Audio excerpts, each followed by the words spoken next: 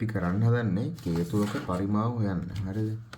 කේතුවක පරිමාව වෙනකොට සාමාන්‍යයෙන් ඒක ටිකක් අර අපි අනුකලනයේ පාඩම ඉගෙන ගන්න ටිකක් වෙනස් ක්‍රමයක්. අනුකලනයේ පාඩමත් කරනවා, ගුරුත්ව කේන්ද්‍රයේ පාඩමත් කරනවා.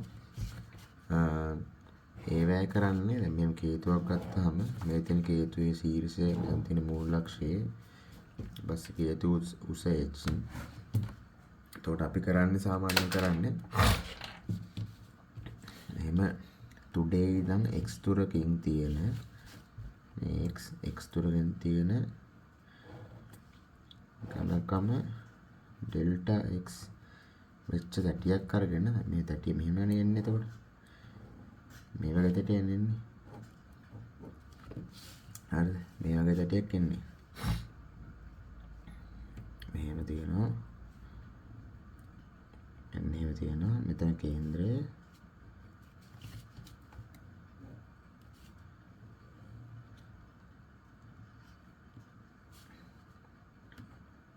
මෙතන අතර වෙන්නේ. ඒ කියන්නේ දැන් මේ ආරයයි මෙන්න මේ ආරය කියන්නේ මෙන්න මෙතන ආරය.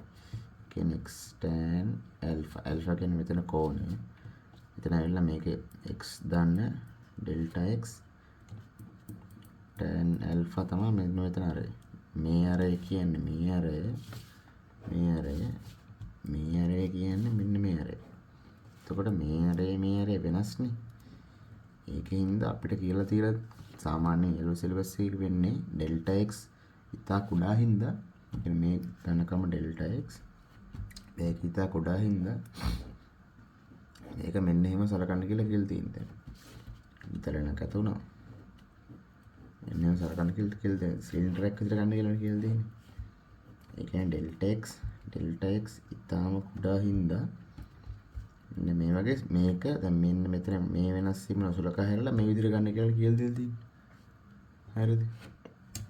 එතකොට මේකේ array කියලා ගන්න කියලා තියෙන්නේ x tan alpha මේ ඝනකම delta x. මේ වගේ මෙහෙම මේ වගේ මෙන්න මේ වගේ තිය ඒ කියන්නේ ඒවයි කොට එකතු කරන එක අනුකලනය කරනවා කියලා කියන්නේ. එතකොට මම අද කරන්න හදන්නේ දැන් මේක ගන්න කිව්වට මේක වෙන්නේ කොහොමද කියන හරියම විදිහ තමයි කියලා දෙන්න හදන්නේ. ඉස්සෙල්ලාම අර වගේ මේ oxy කන්නක වදිර හේතුවක් දාගන්න ඕනේ. හේතුවක් දාගෙන මේක දෙන්නේ. කියන්නේ මම හේතුවේ උස h තන බිඳුව මෙන්න වගේ x දුරකින් අර වගේම පැටියක් ගන්නවා. මේකට delta x තා කොට අන්තරයක් මෙතන පටලවා ගන්න එපා. හරිද? මේක delta x කියන්නේ එහෙම delta x කියන්නේ සාමාන්‍ය මේක ඝනකම විතරක් කියලා කරනවා x. එතකොට මේකේ මෙන්න මෙතන array ඇවිල්ලා x tan alpha. ඒතර මේ පැත්තේ array ඇවිල්ලා x ධන delta x tan alpha. හරිද? එතකොට මෙන්න මේ තැටියෙන් දැන් මේ වගේ තැටියෙන් අර කලින් නේද තැටියනේ. එතකොට අපි සලකන සෑන්ඩ්විච් ප්‍රමේය කියලා පාවිච්චි කරනවා. මෙන්න මේ තැටියනේ තැටි වර්ග මේක තැටි මේ පරිමාව තැටියනේ මේ තැටිනේ සලකන්න ඕනේ. එතකොට අපි කරනවා මෙහෙම වැඩක්. මෙන්න මෙහෙම ඒ කියන්නේ මෙහෙම තැටියකුයි කියන්නේ මෙන්න මේ තැටි හරිද? මේ තැටියයි ඊට පස්සේ මෙන්න මෙතනින් මෙහෙම තැටියකුයි ගන්නවා. මෙන්න මේ තැටියයි මේ තැටිය තුනක් තියෙනවා. මේ ලොකුම තැටියයි හේතු එක්ක සෙට් වෙන තැටියයි ඊට පොඩි තැටිය. හරිද? මෙන්න මේ නේද මේක. එතකොට දැන් මේ හේතු වල සෙට් වෙන තැටියේ පරිමාණ තියෙනනේ. ඒ පරිමාණ ඩෙල්ටා v කියලා ගන්නවා. ඩෙල්ටා v හරිද? හේතු සෙට් නේ පොඩි තැටියේ පරිමාණ ඩෙල්ටා v. ඝනකම ඩෙල්ටා x පරිමාණ ඩෙල්ටා v. මේ ලොකු තැටියේ පරිමාණයට ඒක අඩු වෙන්න එපා. එතකොට ලොකු තැටි පරිමාණ කියන්නේ මොකද්ද? 5. ලොකු තැටි පරිමාණ කියන්නේ 5.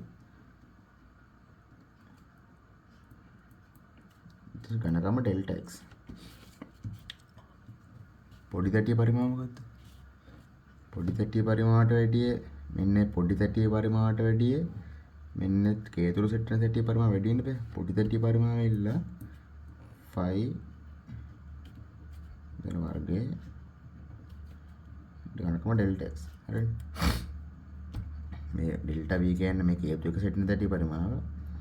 ඒක වැඩි මේ පොඩි සැටිය පරිමාවට වැඩිය. ඒක අඩුයි මේ ලොකු සැටිය පරිමාවට වැඩිය.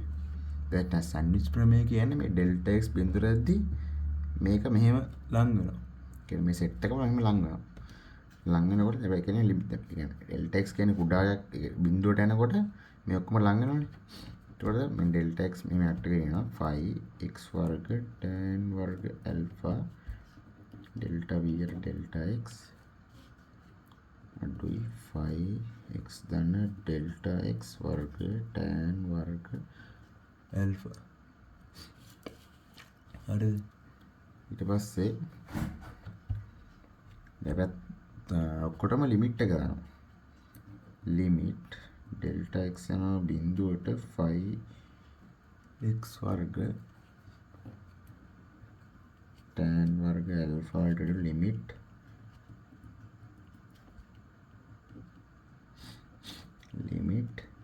ඩෙල්ටා x යනවා බිඳුවට 5x ධන ඩෙල්ටා x වර්ග tan වර්ග ඇල්ෆා.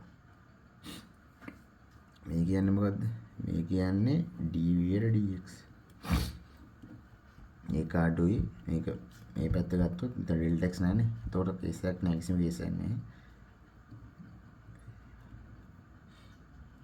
හරිද? මෙතන ඩෙල්ටා x මේක ඩෙල්ටා x බිඳුව වෙනවා. හරිද? එතකොට එන්නේ 5x වර්ග tan වර්ග ඇල්ෆා. හරිද? 5x වර්ග tan වර්ග හැබැයි මේ කියන්නේ දැන් මේ දෙපැත්තම දෙන එකම එකනේ. එතකොට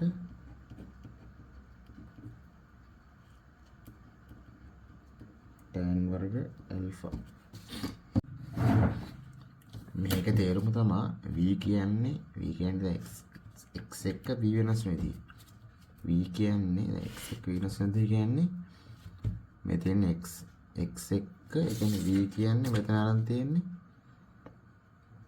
මෙන්න මේක. හරිද? කියන්නේ x වලට අයිති v එක v කියන්නේ x වලට අයිති මෙන්න පරිමාව වෙනස් වෙදී තමයි මේ සමීකරණය පෙන්වන්නේ. x එක v කියන්නේ මෙන්න මේ එකයි. v කියන්නේ මෙන්න මේකේ පරිමාව. x කියන්නේ මෙන්න මෙතන සීටසේ ඉඳන් එතන ඒ අදාළ පරිමාව තියෙන හේතුවේ ආධාරකයට ස්ථාපනය. හරිද? ඒතර ඒක තමයි මෙන්න මේ කියලා තියෙන්නේ. එතකොට මේකේ dv dx කියන්නේ 5x වර්ග tan වර්ග ඇල්ෆා. එතකොට මේකෙන් මේක දෙපැත්තම x විසින් අනුකරණය කරා නම් එතන dx x විසින් අනුකරණය කරා නම් 5x වර්ග tan වර්ග ඇල්ෆා dx. එතකොට මේකේ මේ මුළු හැබැයි සීමාව දාන්න ඕනේ බිඳුවේ ඉඳන් මේක උසාවි ලෙස්නේ h වෙනකම්. බිඳුවේ ඉඳන් h වෙනකම් සීමාව දැම්මාට පස්සේ මේකේ මුළු පරිමාව වෙනවා. හරිද? ඒතර මේ පැත්තේ මුළු පරිමාව කියන්නේ අපි v dash කියලා කියමු. මුළු පරිමාව v dash කියන්නේ 5 tan වර්ග ඇල්ෆා බිඳුව h x වර්ග dx. v dash කියන්නේ 5 tan වර්ග ඇල්ෆා x ගණනය ප්‍රතිම තුන බිඳුව h සීමාව ආදේශ කරලා පස්සේ 5 tan වර්ග ඇල්ෆා h ගණනය ප්‍රතිම තුන. මේ තමයි මේක තව ලස්සන කරොත් ඉතින් 5 h tan ඇල්ෆා වල වර්ගය කියන්නේ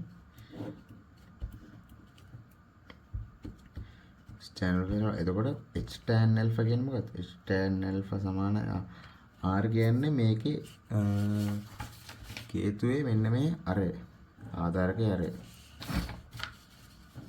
හරිද? එතකොට v dash කියන්නේ 5h r වර්ග බෙදීම තුන. මේ තියෙන්නේ සුපුරුදු හේතුවේ පරිමාව.